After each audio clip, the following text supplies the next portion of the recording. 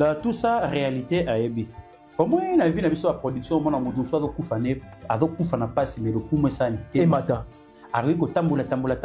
matamso ki bénéfique exact dans tout le bagelo ko moko makambo ndeko na biso fali po pado sala eza bien mais siko na bata oyo azobetela ngoda ki na bato ba kolembaye donc disons eza fara tout le bagelo ko moko na vie na biso do bosana lelo héritier dans na parcelle na matete est-ce que dans la droit ko lobela matete tongo mona akete tant on muto somba ba parcelle par-ci par-là foye ba ke a ko mape papa ya carrière ya commune wana pe na droit pour parce que bourgmestre chef du quartier yebi kete na quartier tel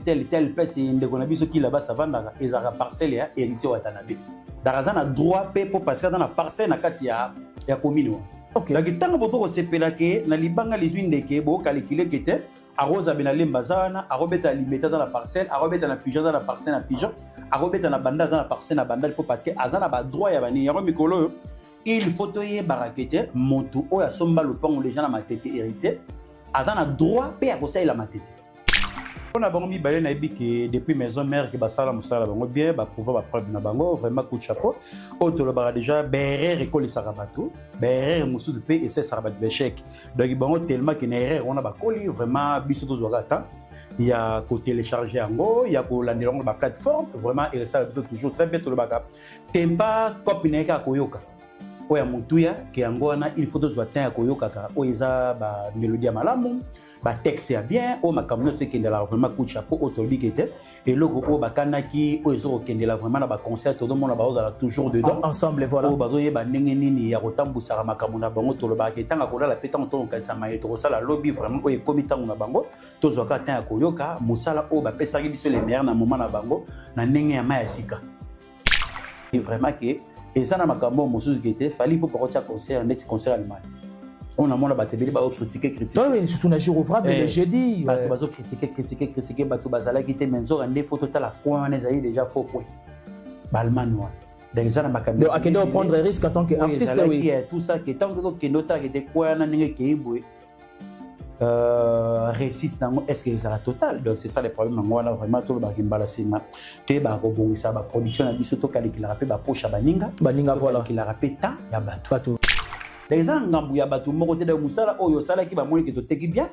pe mu disque yango pe et yokani toza na bénéfique na ngoto ki ko sala ni pour la mission na biso o ndenge atekele biso produit oyo il faut te récompenser récompense donc to bima na balabala bato o ba kopena ngote des gens qui récompense et voilà, cela a été toujours un plaisir très énorme. Voilà pourquoi nous exprimons une grande jovialité de vous retrouver partout dans le monde en train de nous suivre. Vous nous suivez en Afrique, en Europe, en Asie, en Amérique et en Océanie. Salut et bienvenue, c'est le vôtre Ben Mavembo Messier, le positiviste.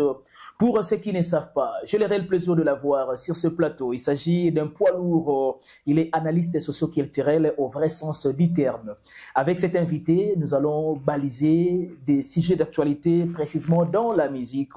Et je suis sûr et certain que ça va créer en vous la gaieté, le divertissement, mais aussi nous allons vous informer. Nous sommes sans ignorer que le 21 décembre, l'artiste Ferregola va prester dans la réouverture de la foire internationale des Fikino et donc de Gaulois, comme l'a toujours dit Ferregola Boya Mobondo. Et nous tenons aussi à vous signaler que le 31 décembre, Papa Chéri Jibem Piana Motopamba, l'homme qui a Milo dans Coco, va prester précisément à Paris, na théâtre de gymnase. Je suis sûr et certain que déjà c'est déjà bouclé et guichet fermé de Salamaki où est Ranson le roi de la forêt le 15 février 2025 et ça sera du lourd et du chaud parce que c'est une découverte de salles avec Igwe les rois de la forêt. La préparation en tout cas est au bon train, la billetterie est ouverte,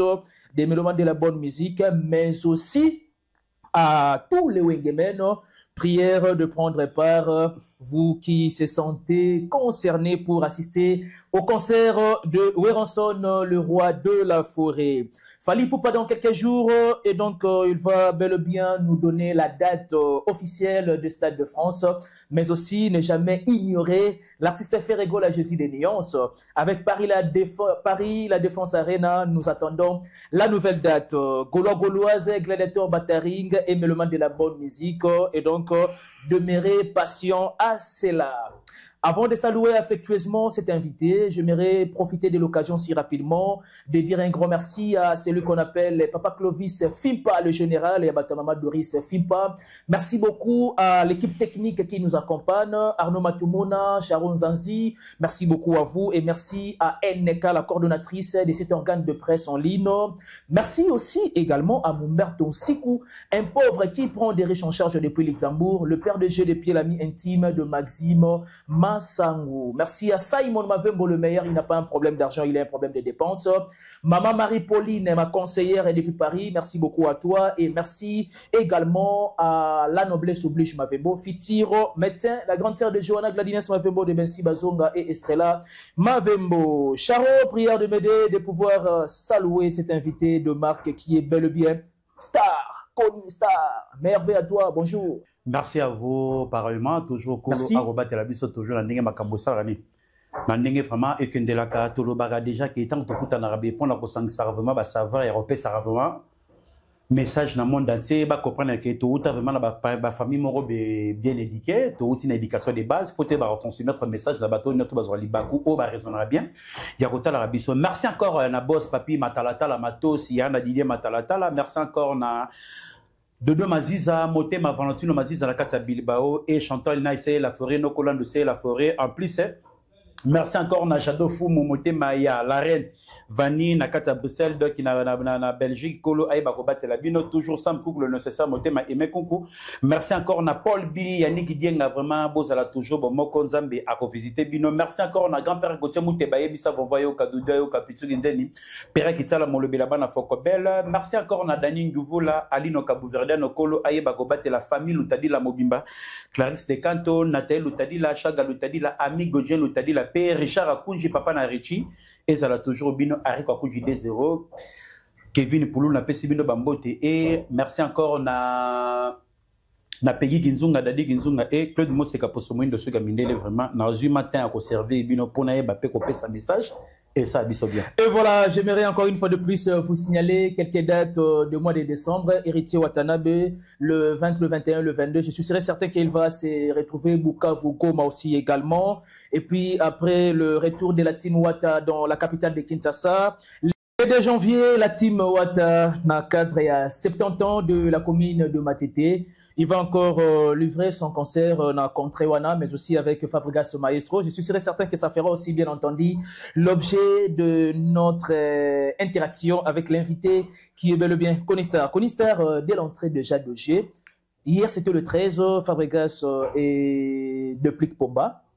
Le projet de collaborer ensemble après plusieurs temps, il y a mes attentes, entre Bango et aujourd'hui nous avons le projet de Les Inséparables, le titre de leur album. Un mot par rapport à cette initiative du côté Fabregas. Donc, pour la banque, depuis Maison Mère, qui va Moussala Bango bien, pouvoir preuve na Bango, vraiment coup de chapeau. Autre le bara déjà, Bérer et Koli Sarabatou. Bérer Moussou de paix et c'est Sarabatou l'échec. Donc, Bango tellement qu'il y a on a Bakoli, vraiment, Bissou Zouagata. Il y a côté télécharger en go, il y a la plateforme, vraiment, et ça toujours très bien tout le bagage. Tempa, copine à Koyoka. Oya Montuya, qui en go, il faut deux watins à Koyoka, Oisa, mélodie à Malamum, texte est bien, o makamno ce qui est là vraiment coup de chapeau, autobi qui était, et le groupe Bakanaki, Oizo qui est là vraiment dans concert, tout le monde a toujours dedans. Ensemble, voilà. O bazoye Nengeni, Yarotambu Saramakamuna Bango, tout le bagage, tant à la pétan, ton Kansamaïtro, ça la lobby vraiment, ou comité on a Bango, tous les cas à Koyoka, Moussala, o Bapesari, sur les meilleurs, dans moment à Bango, na Nenge à Maïsika. Na kata maison mère, vraiment qui était, coup de chapeau na Bango, tout est bagage à côté, tout est bataille Koyoka vraiment mingi vraiment à partager vraiment pour se retrouver quoi. Donc c'est une question on doit côté vraiment coup de pouce aussi la promotion. Vraiment faut promotion base de notre temps. Il y a que ça on peut promo ou vraiment baguette musique et c'est vraiment là. Tant biso dans le cas ça que batu bazolo bango pour ba le baguette balé ça musique était musique il faut qu'on laisse ça on a une promotion. Natang yo c'est promotion en retour il y a un relais ça yo et relais ça yo donc c'est vice versa c'est ça le problème au bateau ba comprendre rater pour tout le baguette kala autant no kasa gete musique ne kala bateau no chama bacho na kati ya hors été au filet que ba beti au suka ça ba fouti bon mais o abiso le comme le contraire donc avant ba beta musique il faut fouta le meilleur na nenge makamono c'est que na tant soko luka de Julia Kanengo azwa mbonga pub ke alia lomea ke abeta rabeta auto bombo na Julia Kanengo na ndinga ba pub na ndenge ke na ndinga ba télévision ba radio et ça biso toujours très bien mais tous matin ya koyoka ngo vraiment et ça biso bien pour la culture congolaise et qu'elle est toujours dans le devant donc ça biso toujours très bien. Et on ça la biso très bien donc dans un premier temps il faut retenir qu'à un moment donné ça demande ou soit ça nécessite et on ça la promotion pour l'album pour et attirer les buts un peu ma production parce que Koni Star il faut le dire que na départ ils ala que ce que misi album et BT misi mbongo ya promotion il faut payer en retour producteur pas ya vers yo vraiment ton bagage que obimiseli yango que ton et résultat que bato bazuta ko kosomango e kangi mitema ya batu e kangi mato ya batu misu pe ku farate e moni vraiment so ibo selon ba production ba concert bato ba ba ndenge ni o boku ko song salomé na bi ndenge kedela toujours na ndenge pe ba plateforme pe e futa pe kaka. OK donc c'est ça le problème ngwana tellement to zong sama bolingo o to zaki ngo kala to ke na trop na ba œuvre que to ke na ba connerie moko be bidon très bien o ke bato yo ba yo na musique na bato musu ba no se pe na musique o to benga la musique ya mokili eza na bato mosusu balingaka ngo te mais etaki na message moi malamu e bougera pe na ba sœur en Christ mosusu pe ba comprendre que te message ezali awa mais exemple ba thématique et de rapper ba couple même ya ba chrétien donc c'est ça le problème ngo wana donc faut to yeba makambo biso to sala OK o tozo ko sala ya mutuya ki yango wana donc il faut to yeba que te musique na biso dai lokalo kumu po ba kolo musique batika ngo toujours likolo donc biso faut to na respect nango to zwaka ata ko yoka yoka vraiment. Et ça là ba congomani très bien na ba moura bonne musique na ba fanatique na bon et ça on peut tout très bien que ba yoka diona peka ba yoka diona kala Koni Star est-ce que tu peux être d'accord ou soit tu peux ko sepela na fara ou eza prévu pour le 2 janvier 2025 de Fabregas et puis héritier Watanabe na cadre ya 70 ans ya commune ya Matete donc disons eza fara te to le ba yolo moko na vie na biso do bosanaka. Les héritiers dans la parcelle na matete est-ce que dans la droit de la matete on mona kete tant on muto somba ba parcelle par-ci par-là faut yeba ke a comme appé papa ya commune wana pe na droit pour parce que bourgmestre chef du quartier yebi kete na quartier tel place ndeko na biso ki là-bas ça vanda ezara parcelle ya héritier Watanabe daraza na droit pe pour parce que dans la parcelle na kati ya commune wana. OK donc tant boto ko sepela ke na libanga lizwinde ke bo calculer kete Arosa benalemba zana, arobeta limeta dans la parcelle, arobeta na pigeon dans la parcelle na pigeon, arobeta na banda dans la parcelle na banda parce que azana ba droit ya bani yaro mikolo il faut toyer barakete moto o ya somba le pont les gens na matete héritier azana droit pe ya kosa la matete na logique des choses pourtant to bona ga azori de ta ko na matete pa ebikete tango abane ko sangisa ba Fabregas ba blana banani ba ndeko na biso o emba quartier la tena nyoyo ato ko longwa nani omba azaki na ba omba bato nyoso to wana ba bandeko ko travailler na héritier parce que ayeba kitina bandeko zala kena bandeko matete c'est que suka akosomba lupango na matete takazana lupango na matete donc commune na yo wana o ya somba lupango ko existe planta azana droit ya ko sepelisa ba ike ya mboka o ya matete o bazana kata matete ke ba sepela kete ndeko o ya somba lupango na kata matete yelo ko la papa ya matete donc tanga dona droit ya ko keni na 70 azana sens parce que yo yebite kete héritier dans lupango na matete voilà yo yeba kete mais ngana zo ke informer bato tout ba yebi kete héritier dans la parcelle na matete dans la droit pe ya ko sala ko prester parce que ba chef de quartier même na kati ya bourgmestre ayebi kete héritier somba lupango na commune ya matete ta na droit ko sala pe matete donc na bato musu ba yebi te ba bulongo loko na etikete ko botama ou ko botama pas etake muta somba lupango kuna seka communatif ya ma commune natif à matete mais il y a retard mais à un moment donné ça fait peur Koni Star ya moto le biso la guerre musique à mon désolé non ceux qui muta sombi lupango kuna ta na droit ko beta na mabele oto lo barane oto donc ceux qui muta sombi parcelle na Gombe bino bo lo bateke toza bana ya Gombe te ya zayi déjà tata ya Gombe. OK daraza na droit ko sala mabele wana donc vraiment ebangisa mutu te matete za munene ko lekana no commune na Kasavubu matete za munene ko leka commune na Ngenge matete eza munene ko leka même commune ya Kalamu parce que commune ya Kalamu ko sala ngo bando bandina gimbangu 3 ti okoma na terrasse ya simanda ka te digi nsala au moins déjà rivière ezana OK on a précisé wakati c'est ça le problème ngona mais ko matete so ko tsango ti lelo mo so na kena agence ya Orodeso ado fitima na Rwanda na peso bambote na musika zali embriara na ngai okota na entra chilombo wano bandi ko kende ndako moko ya brique rouge donc marque ya Lusaki vana pona mona bandaka ngesi la kana pasi OK donc ok wana tina ba tourner ok no mona ke matete be dama munene par rapport ya ba commune ebele donc yango mona ke ta ke héritier dans droit à conseil la sur la matete po azana parcelle kuna azana parcelle kuna c'est l'une des raisons qu'il faut à qu'elle ne peut agrémenter commune ya matete na 70 ans d'existence tango mais Konistar mais je vous dis il y a pas mal de mélomanes pas mal de villageois aussi et des spiritas ba ozongo toujours na angle que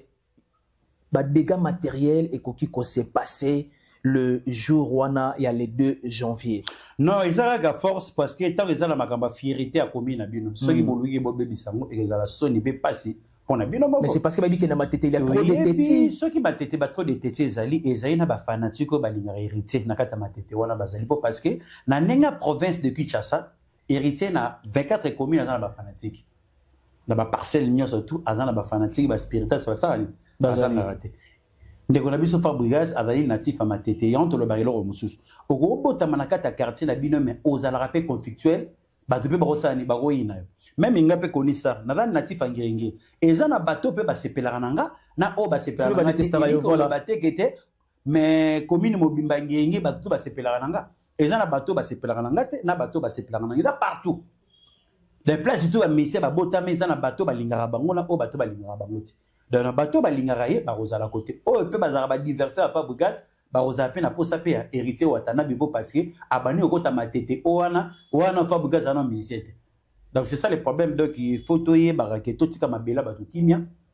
bakembo bazala ki wana ba edingwe ba selemani po parce que batebele ozomona wana pe botsa makele wase ko pas natif à matete c'est ça le problème ngwana ko zala natif à matete il faut kozala pe na parcelle na kata commune yo ezalaka bien wana yo conseil zo pesa malama directement ezalaka pona identité OK parce que todo na bato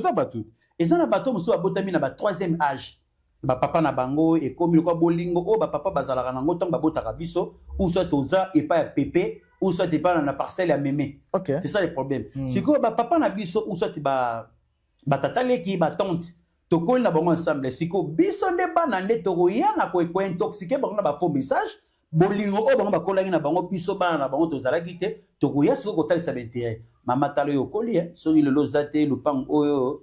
oncle Antomona a déjà loba kotelemela biso ah papa omoni papa leki fulani bien tansi nani a compliqué biso l'hôpital tozo kende senge lupang oyo tekama okele lokela biso mabeye na biso tamusu na banga moi OK o lokela biso tamusu na liflar o lokela biso tamusu na debonam parce que tozo mona ndenge famille na bino kendelaka bien te donc ça na ba raison mususu bato ba pusaka yango mona ka bolingo wana za kata mususu kete eta kozali natif obotamaki epa ya koko na bino tant yo nzamba pesi obozwi luka oza na parcelle na yo parce que lobiso lupang oyo ya pépé ou soit ya mémé etekami ekekoma loko akete guerre ya 3e âge donc bolingo wana ça et si la raison to le bara tant toza déjà na ba force na énergie to yebaka ko bumisaka déjà ba fouine na ba commune obiso to sali. C'est le problème. Konistar, il y a cela quelques jours passés, Héritier Watanabe a remporté des trophées. Le premier trophée, Chemin de la Gloire, c'est vrai que c'est un opus de cette année civile 2024. Et puis, Ejui trophée, il y a meilleur album de l'année 2024. Mais aussi DL, Deborah Luando, la chanson, une belle chanson d'amour, et Bimi, meilleur rumba de l'année 2024. Un petit commentaire au savoir-faire de l'artiste Héritier Watanabe. Ngai nazwa temps ya kosola na papa Lutumba le jour que Héritier ton amour Héritier ayekota nzembo oyo ya confession intime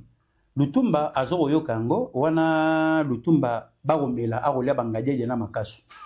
na ndenge de bakaka balora mbole bazana babili mbole bavandi wana ndenge makamekendelaka abani koyoka nzembo ya Héritier parce que ningo lo bateke soko yo saliba bar wana unique mafoba yo gaga musique na yo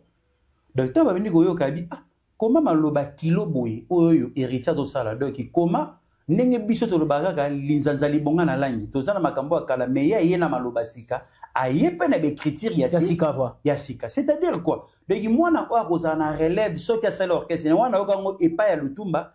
persona Vesimaro persona mama Jeanne Mbole. Donc après 10 ans, on dirait que Héritier a causé relève, il y a écrit dans la musique à Congo. Parce qu'il faut monter que là si minga comprendre ba texte Héritier. Mais si vous allez qu'à monter yo garantie pour l'écolo moi comprendre sens il y a maloba il y a banzembo héritier comme la rabatu. Exact. Comment se fait-il à dire que tant basé le chèque? Quand la montée de les critères, il y a un nombre de dalils quoi un code PIN, il y a le meilleur et comme que le banquier ou ayambio pour ailler ba ko valider que tu vas payer ça le meilleur les critères il y a moto à payer sur chèque. Quand la montée pour parce que le moment la ndenge ya zongoloke. Donc tant atali ba makamunyo surtout na makamuto a lobabi que te mwana oya ko compliquer ba tout plus tard. Il y a une complication plus tard to lobaka. Musala o esala mangana ndenge ya malamu. Tant moi le quoi ndenge nzembo ya Deborah héritier son bengote. Azwa te akosala ngo vite fait. Vite fait asali yango ki a repesa ba te lubu moko ya malamu. Tant asali ba nzembo pe elobi pe quelque chose. O tozolo bela makambo. Tant to mona ke nzembo ya DL et PC bimi le quoi les meilleur comment dire meilleure chanson rumba meilleur son ya rumba il y a 2024 makamunyo tout parce que biso to yeba équipe parce que zalaki des nzembo ko et dominaki déjà la plupart nanu bato ba mikanga non malobate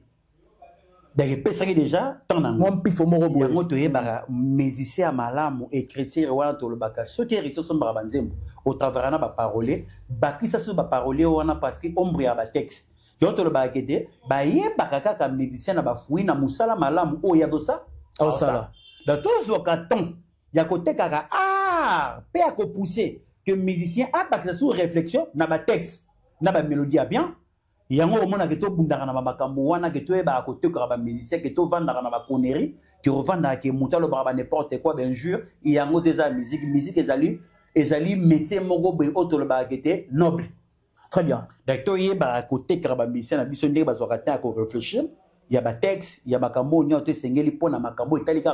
musique. Il y a un musique vraiment ça. C'est inutile, c'est la langue d'intervention. Donc, il y a un disque qui est et qu'on soit temps. Ceux qui te le mettent ça, la circe dans la mort, c'est un héritier Watanabe. Bon, tu sais, ça temps. Fir à mesure bozo yo kango bozo découvrir banzembo boko pour les disques ils ont taper ça et vendre le ton monument récit total mais à deux parts il y a deux billes ton disque bimaki batu bazana critique o ba critique qui yango mo r na egangi texte egangi ezana makambo elo e banzembo héritier et le barato lelo vraiment na kozong za ma tondo mingi et pas à lutumba no maneno si maro pourquoi na le bongo ke ndeko na ngai toto ben pourquoi na barabongo Tedi ki tsala zale loko la parolier o ya komela lutumba banzembe belé mais na lekate mais biso moko to ya ko découvrir que si mara bigete nzembo mutapesa ngai o ya zanga da ya mona ba faux parolier o ba le grande musique na biso pour na défendre ba droit na bango ba kota ma studio bango moko ba yemba parce que si on pesi mutu nzembo ezana ba sacrifice ya ba promotion ezana ba sacrifice ya clip ezana ba sacrifice belé po ba tu bazwa ta ko yoka nzembo yo to mona ka mutaseli be fort na ba sacrifice wana tango nzembo ne ke cartonné et accroché ke va na mitema ba to mona parole mora bimbi ke nzembo ne ça ezala ra ngai donc ya passe yango na vraiment qui est vraiment merci encore héritier Watanabe na chemin de la gloire na disco sali yeba susu na disco que ya ko pesa biso les meilleurs plus que ça. Mais il prépare déjà un album pour les musiciens. Tu trouves que ce n'est pas tôt ou soit non, c'est un moment folie. Et donc nous se rendez ni bazalaka les héritiers tangene. Na zwata ya ko pesa confiance na ba musiciens na ngai, bango pe bazong tselanga confiance, to yeba ndenge ni to kovanda. O to kovanda bango. To yeba ndenge ni ko pesa cha. Elingo lo bateke moto musu to ke na course. O ya ko kata na ngo ba souteleke ba e bandeli. Dageni ko le batte ke héritier atali ke soukeleke bandeli. OK. Parce que dans moto ta patient ya ngomuli ke bato musu pe bazu peta ya comme avec critique. Donc ce hôtel qui a entré ya héritier de la maison mère depuis 99. Mais ce hôtel qui a ko tia tu premier tube na e azwaki temps à comprendre ma kamuneli no ba gestion orchestre na yeba ndenge na ko gérer batu na yeba ndenge administration ndenge zala o ya malamu na mona na kata orchestre na biso na ko copier na kata maison mère yango na ko transmettre et pas ba pilier o yanga IP to yeba ko tracer chemin donc ya mutu yango na vraiment coup de chapeau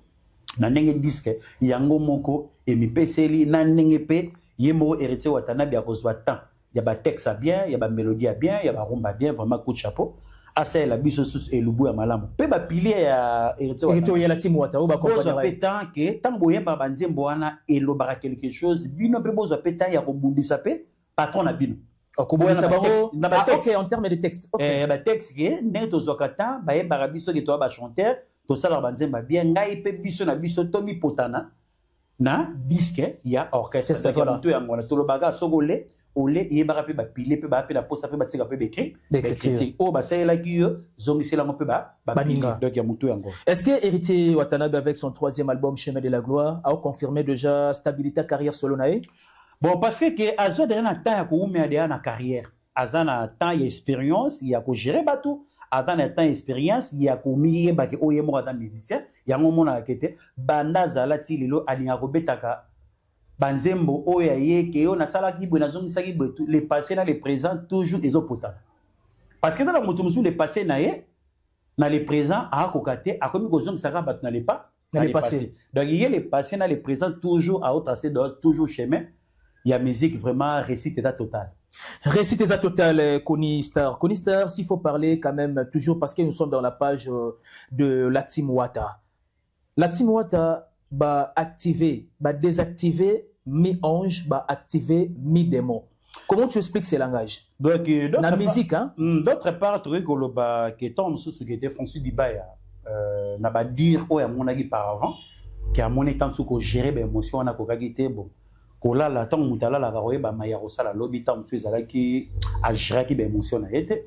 donc il était le bâti du deuxième émission sur organiser na makama bongo parce que toye baka musique ezali métier noble musique ezali combat borsité musique ezali cachité donc toye biso bateau toye ba vraiment neto mimela pe ba musicien dès to pousse na pembe na bango photo apportera un plaisir voilà toye na ba songi te toye na ba problème te que to ke na makambo na woneza musique te oya elongie et l'autre sengo autrement le quoi neti ba mérite ya de chemin de la gloire na ba trophée o yona wa ezali coup de chapeau mérite o benga ngokaka ko remercier récompense ya musicien na musala malam po asala voilà ngona doki to bima na balabala wana doki ça vraiment fort réel to yeba ko sunga ba musicien na biso mutu oneka ba trophée na musique Tobo ikotarango te parce qu'à un moment donné comme moi non problème to le bagadis que d'or ezali récompense il y a travail bien fait voilà trophée ezali na place on suba opesa yango pour parce que et déranger bango texte wana bango ba vandi tingeli kana ba vote ba comprendre que te muta sala musala malamu donc ezali ko ba récompense to remercier pour mbala sima asa su effort il y a plus que ça na o sala ki lobby pour ça o sala ki hier o sala aujourd'hui et les ka o sala ki hier donc ya mutu yango wana ezaka ba encouragement ezala na mutu donc même yo musalo sala ka soki ba pesi au trophée na musalo sala o comprendre contexte nini o ba pesi ngana critère nini o ba pesi ngai que te tonton Ben asala musala na bien ba pesi sur eliko la kisa il faut ça sur ne fils que fort bolam o yo sala ka musala na yo talent o yo la tsara batu daki o ye ba su ko pousser ngo mbala ya sima o mériter les sous trophée o ba pesa ki yo yango mona ki o ya mutu ya ki ngwana to betara kite to boycota ngote parce que tant mutu no so sala ka musala il faut dans la récompense il y a mérite il y a savoir faire naïe il y a ba œuvre naïe voilà donc il faut bailler ba ko motiver donc ya mutu yango mais quand bien même certains mélomanes disent que apparemment comme si ba trophée yango et kota nango ba mafia il n'y a pas une bonne raison ba pesa ba tout sous ba trophée wana na juste valeur de et ba savoir faire na bango to le bagelo comme que na bangolais la kimia na biso dans na problème to le bagelo ça ba récompense ya musala bodo sala il faut mériter vraiment ba respect il faut beaucoup encourager ba mission na biso voilà to ba ngana ba mérite tant de big disque do elingo le ba te fait comme ça ba tomatoi maison de disques oyo ba sinaki na contrat disque na bango ba tali ke ba na bénéfique dans soit 35 000 exemplaires ou soit 50 000 ezali récompense il y a maison de disques na ba producteur na yo des ngambu ya batu moko te da musala oyo sala ki ba moni ke to teki bien pe mu disque ngo pe et yokani toza na bénéfique na ngo toki ko sala ni pour la mission na biso o ndenge atekele biso produit oyo il faut te récompenser récompense donc to bima na balabala bato o ba comprendre ngo te des dans la récompense ya musala oyo sala donc o mutu yango merci beaucoup Kony Star. J'aimerais bien profiter aussi de l'occasion de dire un grand merci à celle qu'on appelle Maman Véronica Mpoko et également aussi à Maman Judith Poko. Merci aussi à nos abonnés. En tout cas, vous le faites tellement bien de pouvoir partager nos émissions. Kony Star, parlons d'une affaire. Hein? Il y a Ndekonabiso Lobeso. Qu'est-ce qui se passe entre Lobeso et puis Ndekonabiso Nani Chouchou Miyake? Donc tout le bagelo komoko vi tanto ebikete to sangani poto sala elo komo ebotambuma. Voilà. Oye koma ya mabe to mona loko net sekete chouchou miaka ande kona biso. Baza baleki to moni bango ki la kose nenga zui bato nyotune bazala net chouchou miaka zale ki lobeso pas zale qui voilà. La réalité na ndenge to kina na makambo. Pourquoi to le bibongo? Yo bo sali business na mutu. E komisi ngo lokola net seki bo sana ba problème ou soit dans la poso bimisa disque na. O komisi lokola net seki o memie na poto o fele. Non. O to le ba photos à la claire. Petit na ngai Robinson Mulinda. Dorta na PC bambote na Blondie na musika bozali Hervé Kanga HK na PC mindo bambote na musika bozali. Vraiment exactement pas ce personne paiement. Robinson Mulinda tanga na contrat ezala ki fallait akuta na bina filé. Aye pa na ngai vie ndenge nini ke na posa ke na mema bina to ça la business mon bina filé voilà tout ça. Bon problème est na luki pe numéro bina filé pour na zaki na ngana ngote na bengi ote wana ni na se présenter tout ça bote ko sur le téléphone boeza vraiment bien té c'est bon meto ke na biso na message na talisi ote ngai makambo na linga ngote faut producteur pe sa cacher na makambo na tout ke ngabite orchestre ba ko préparer encore. Tant qu'on a point na makambo mususu ki même orchestre na poto ba producteur ba sali ba mona mais o ezai loko la pega pont to se comprendre ngite na mona ki aboyaki te ko solana ndeko na biso comment dirige to soyena leki na mususu alembo nani lobeso te alemba kota venir à station nani Robino Mundubi to sololi na ye makambo na tala bote na mona ngeza bien mais il faut na solana avocat na ngai bo to tikelier ba projet autozalaki na ngoya contrat atanga soki garo ko valider bo tozongile to moni pe benga rapete te ko luka Beckham to combien pour tozalaki na des productions na Grèce ou na Turquie to ye wana pe production mo to soli pe komi wana ke ote ngai soki secrétaire na nga soki conseiller à ça na banque soki bozile visa te se ngai pe moyen na voyage exacté ba kota vraiment na kati ya agence ya Turquie ezana na Wakiki toujours na tout près à cimetière à Gombe. To yewana be basola te et que to ko tika na contrat na totali ngai pe na o mona makambongo ke to kina makambo kilikili na ko bisa Robinson Mulinda. Beaucoup te na chouchou miyake boy banana bo ke na makambongo ko ni goza. Ta makamane komi ke chouchou miyake aye ko zo orchestre ba ke na mamuna poto te ko tala pe ke boss papi matala matosi da coach. Ye mbongo vanda par-ci par là donc ils sont dans la Gabon aye bisa kutana mu hotel biso dans la Kinshasa kutana na papi na ekutana Didier Matalatala pour résoudre de bakamona so okutala pe na Brazzaville okutana pe na motokola ndenge makambo ndenge kedelaka tare ke bon ke yeke tombe abikete pa Matalatala bi tellement ko pona mono za sérieux pona ebi petit wana Dorta Robinson Mulinda bakamona bango ba ndeko travailler déjà na bienvenue makanga na bi ke sai makambo eta sérieux okoi ko zela ngai moto moko te boyebe tout ça o te premier été vieux so imbongo ezali to sala kopa kopango bongo ya bon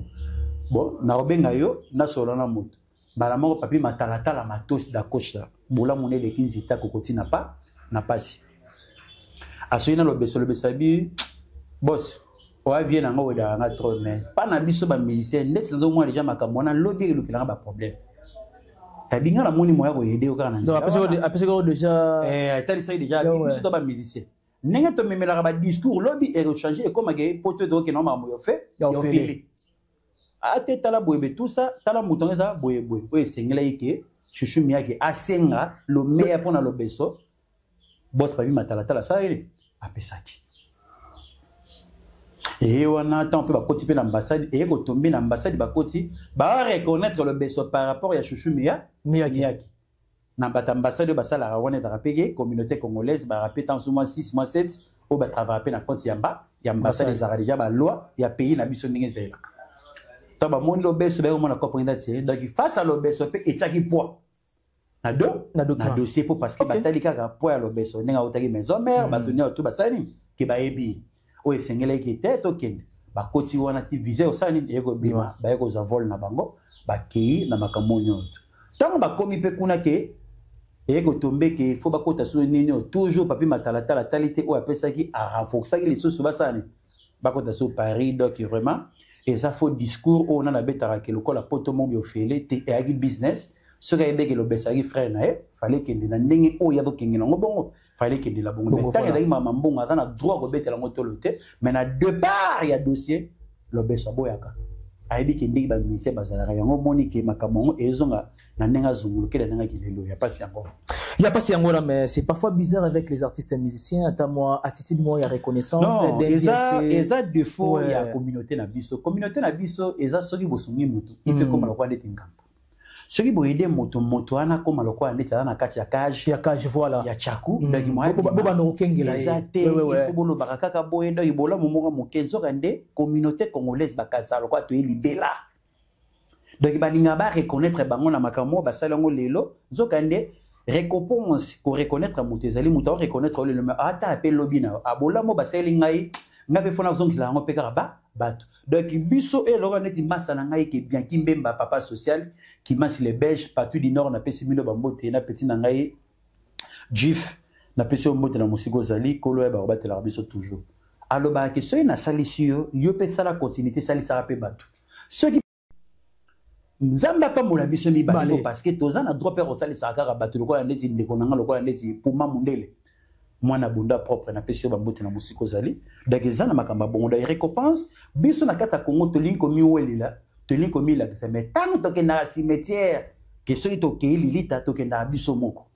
donc makambo nyoto tout le barako mais héritage artikela ka bana biso bandeko na biso ezali bolamo ya mibale ezali kombo ezali na kelasi. OK bien. La éducation. Oya moto ya ngwana. Kotikela batu bandaku, kotikela batu mituka lobby ereleka. Mais ceux qui moi naza préparé té. Donc bilo bana teke na et bana no gérer yango. Batu ba mona ngoto mona na vie, tozo kata ko préparer bandeko na biso, tozo kata ko préparer bana. Donc makambo nyoto sala même na ba YouTube tout et que za na vango et ya mais suka et kata na batu oyo ba otikala oyo bazali na histoire. La musique à Congo, histoire, il y a quoi Congo, bateau barotika, na bata belge baro gérer, comporter, donc c'est ça les problèmes encore. Les problèmes yango on a Conister, j'aimerais bien que cette question, et ça, moi question et que ça en sorte que tout s'est dispersé tout bonnement. Le fait de voir Fally trop sur scène, généralement ils ont une coproduction ou soit ils ont que Fally a appelé se solliciter parmi les artistes et belés à Congo. Bon, dans tout ça, réalité a ébi. Au moins, il a vu la production, mon amour, soit de Koufane, à de Koufana passe, mais le Koumessani. Et Mata. Arrive au tamboula, matamso bénéfique, exact. Dans tout le bagelo, comme Moko. Makambo, on déconne Fally pour pas ça, et ça bien. Mais si on a battu, on a zobé la moda qui n'a battu barolimbaye. Au moment où on a calculé calendrier, battu, au talatamso qui était Tommy Luntala. Na Hervé Selemani bakoya ou soit que au tala boykete au fait ndume akoya concert moko vraiment pe que au fait ndume azu tenté na ndenge makambusani na ndenge kenda donc yango monaka il faut te préparer temps au moment que le cycle de Moseka libanda lobby guerre na mer n'a pas parlé surtout qui n'a pas to biso de batu ba respecter to ba mère au vendre que des brader ma vie ngoro kende concert mo be Mariam Dengite to ke nangai ate bana ba otika la pana Panani. Moi pour bima. Exactement. Mona eloko nyo tout sala on a ndenge ya kimia beta ngo vraiment na ndenge ke o ezali parcours à vie pour batu lobi ba otika nango na ba plateforme ba ota. Ba ota la yango justement. Parce que tant to vanda a to mona OK jazz. Et ça na ba concert beta ba maman ngi ba beta ngo plus que CD. Mais tant que tel ngo batu on beta musique non ndenge ni parce que la pesi bato ba ota la biso bo beta mandola ya audio. Na concert bo comprendre ya concert na elengi par rapport il y a audio, il y a originalité. Voilà. Parce que ayembi kaka ndenge moko me ba mawa oya bakisaki na concert daka sali ke musala na batasima bozo ko sepela la concert par rapport il y a OK. Il y a audio. CD. Donc c'est ça le problème yango na audio ndenge biso to monela makamunyo tu na ndenge ya version original. Ndenge ki muta koti studio mais o kopone biloko donc tant biloko ngo ke ndeko na biso beta ngo o mona ke bato bazolanda epe ba olemba yango zo mona kete bino bozo selaka asala piaka akosala piaka te mais comprendre que batu lelo samedi tozalaki awa le bito zalaki justement faut ko yeba kopesa bango le meilleur faut ko yeba kopesa bango couleur asika donc on mona batu musu badama bina betelo ko ona zonye nanu na mitali yango na ngai mo na tala kete ba fa eza wapi na yeba ndenge voilà tant on a découvrir awa le bito on a ya bato ba loba wa wow reprendre tout à fait le beti a le beti kuna ozomona qu'est-ce qu'on a suka nango tango opema siko bato ba otala musani osali bandeko ba roya siko na simba na ndenge ya molo ba beti a ceux qui basale ngo vraiment que na ndenge décision to régler vraiment concert comment to beti tika la comme histoire ba osala so comparaison sur côté o ya betaki na o na c'est qui ne ele qui vraiment que et ça na makambo mosusu qui était fallait pour partir concert net concert allemand. On a mon abatébé, bah critiquer. Oui, surtout na jour ouvrable le jeudi. Bah tu vas critiquer, bah tu bazala qui te menzo rende photo ta la quoi on est déjà faux quoi. Balmanois. Donc ça na makambo. Donc à quel moment prendre risque en tant qu'artiste oui. Tout ça qui tant que nota qui était quoi na ninge kebwe. Récite dans est-ce que ça la totale donc c'est ça le problème on a vraiment tout le bakimbala sima te ba robongisa ba production na biso to kali ki la rapé ba pocha baninga voilà ki la rapé ta ya bato donc lingo baté so na betaki na betaki awa po ani biso to na synonyme mo bia kozara les premiers mais so ne musique ya beti masiki na beta abande ko beta o na kete muto beta basse awayemba muto beta batterie awayemba muto zo beta ninde abeta mbunda voilà azoyemba odotala moto azobeta likompa azoyemba donc na comprendre déjà tozalaki na vision depuis kala tellement toutaka na histoire te totala rapese makambi bandeli yango mato koma obungisa makambi pebe ebele vraiment oyo etikeli kaka temps sur plat du temps ya bato na bacalendrier oyo ezokendeli makambo naki motaka na Paris keti na kati ya week-end ke na kati ya semaine nga kota concert abebisa na boulot na ye makambi ebele ndenge kenda vraiment to régler makambo wana na ndenge vraiment elinemia et au service toujours très bien. Et voilà, merci beaucoup à toi, Connie Star, de nous avoir honoré sur ce plateau. En tout cas, nous sommes pratiquement à la fin de cet échange. Qu'est-ce que les gens peuvent retenir de ton passage? D'ailleurs, puis la team Wata, dans peu de temps, on a déjà du côté Bukavu, Goma et Ferrego là aussi le 21, on a foire Nafikine. Donc vraiment biso doit bata mourir bonne musique donc voilà. Tout le monde ceux concert ça à tozala na ndenge ya hérité watana de monsieur le chanteur na ndenge pose la pekuna na Bukavu donc tout le monde boza la po parce que tozala pour sa culture congolaise pour na ndenge ko se périssamité ma bato musique ezali métier noble vraiment to vendre vraiment na makambo musique vraiment to so pa ba flair na ba musicien na biso o ba otombe la fierté Congo na ndenge ya Kinshasa héritier alors que na bakota ya Bukavu vraiment tout le monde oza na Bukavu bakota ba concert héritier watana benyo surtout na VIP makamuna tout ndenge kende bien le 21 p biso nyoto otozape awa tozo petan ya koyoka suzu Hervé Gola batterie et fait Richard Depoul tozo petan Yakoyoka est vraiment et ça biso toujours très bien toujours culture congolaise et que de liboso vraiment et ça biso bien deux à trois personnes à dédicacer vraiment merci encore na bato tout bazwa katin kolanda biso lokola boss papi matalatala matosi yana Didier matalatala Chantal na essayé la forêt nokola no c'est la forêt vraiment na pesi merci encore ba bon appétit na bato nyoto ba yaka kolia na restaurant Afromix na kati ya Lille chez Hervé Falanga mbongo na mbongo mosolo Edi Mosengo vraiment kolaza na bino bato nyoto bazoka ta comme la boisson na kata restaurant Afromix ba chinchi na bino vraiment na ndenge tout ezalaka ba chichi batista ozoka na te masala ngai kolo abate na musika ki ozali vraiment Belinda Lita mo sinzambe kola batela vraiment Clarisse Decanto Clarisse Lutadila Nathalie Lutadila Chaga Lutadila Amigo Jean Lutadila bana mame miliko zarabino Richard Akunji papa na Richi Ariko Akunji 2-0 Kevin Pouloulou Claude Moseka Poso Moindo Suka Mindele vraiment kolo abatela biso toujours vienne nga bibora nzambe abatela Chamasunda Motema Mireille Leka vraiment et kenda bato tikala bato vraiment liwa to kolemba ko kama ngote po ngambu ya bomo ezara toujours mabele soki to régner to comme rappel sengeli photo pe malibela na ndenge ya toto vraiment et ça la biso bien merci encore à Dani Ndjouvula Alino Kabufedano Kofi Ndjouvula Rizibu la fierité bana matete yango toto ba makambo nyoso to wana vraiment ennemi de la galère kolo abatela yo na musika que yo zali et ko sala biso vraiment toujours bien Nadège Miezi Annabella Nadège Miezi ozole la to na otinde le émission nazo boka yote leo na boki yo ebita joli mbala bozala toujours bon moko nzambe ako faciliter na bibishi misam. Merci beaucoup.